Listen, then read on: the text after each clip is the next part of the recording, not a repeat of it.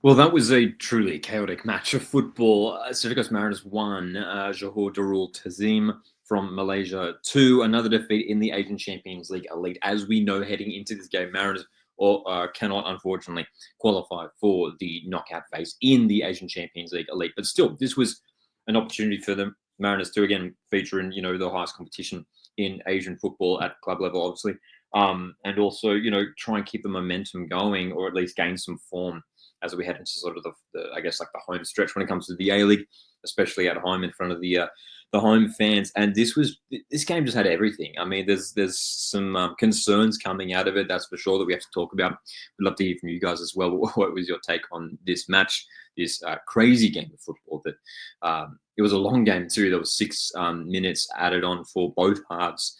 Each half had 6 minutes added on. For the Mariners heading into this game, though, look, it was good to see. I think we expected this from Jackson. He sort of said that, look, despite the Mariners obviously being bottom of the ladder right now in terms of the Asian Champions League on the eastern side, we weren't going to necessarily just be like resting on our top players. We were going into these games wanting to win, wanting to get points, and wanting to keep, try and build some positive form, as I said. And we saw that from the lineup here.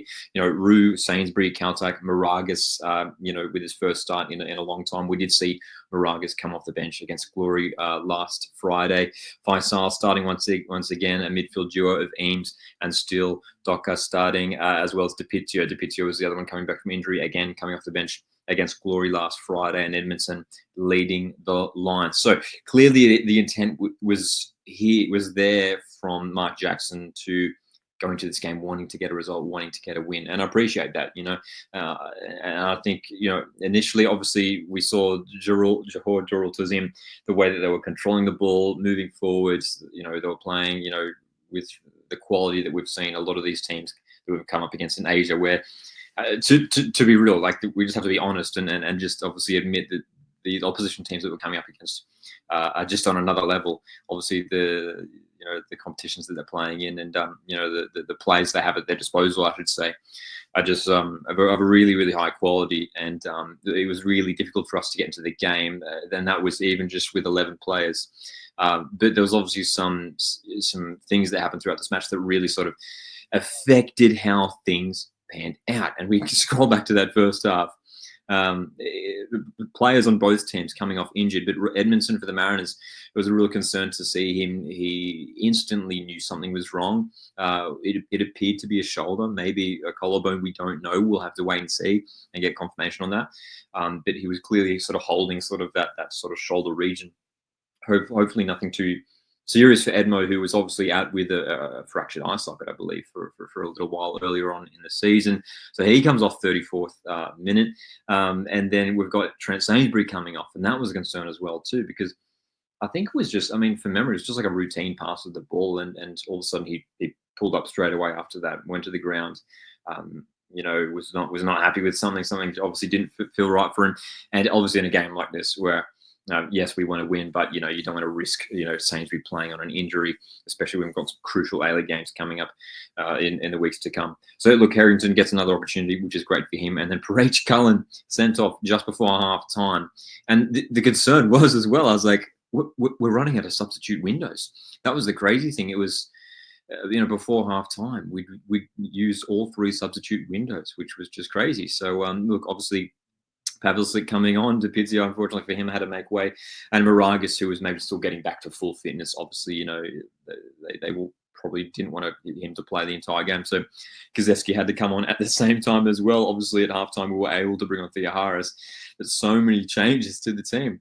The second half was, basically half the squad was completely different.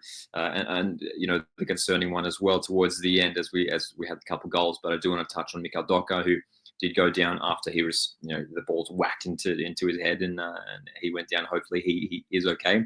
It was good to see that he was walking off the field and was obviously helped off by the medical team. But obviously, the last player, we want to lose such an influential player in this Mariners team. And again, hopefully nothing too serious. So 3 potential concerns for the Mariners: Edmondson, Docker, and Sainsbury. 3 different areas of the pitch, and we do not want to lose those guys with some important games coming up in the A-League.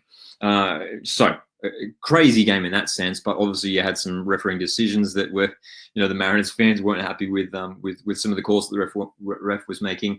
There were disallowed goals here and there, and it was really a chaotic ending to the game. Obviously, 2 second-half goals for Gonzalez there for Johor Darul Ta'zim. Alu Kawal getting one back. I mean, just sort of poacher in the box. That's what he does best. Alu Kawal there to tap it home. Well done, Brian Kautak, for keeping the ball in play.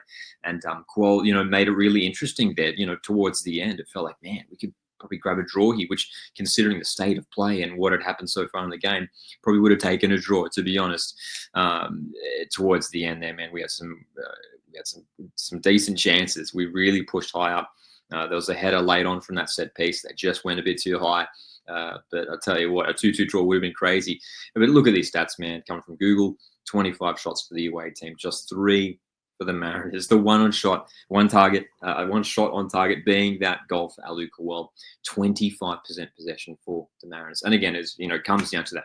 Having 10 players on the field, it was so difficult. But I think what we can appreciate from this match overall was the energy and the commitment that we saw from the players. And I looked at Mark Jackson specifically at full time, and he was applauding his players. I saw him clapping the players, because I think he was aware of sort of the circumstances, the game itself. Obviously, we're coming back short turnaround after a big away game in Perth just a few days earlier, and these guys to put in that effort was fantastic. And to come really, really close with 10 men to grabbing a draw against a top team is not too bad. But look, we have to. It was a crazy, crazy game.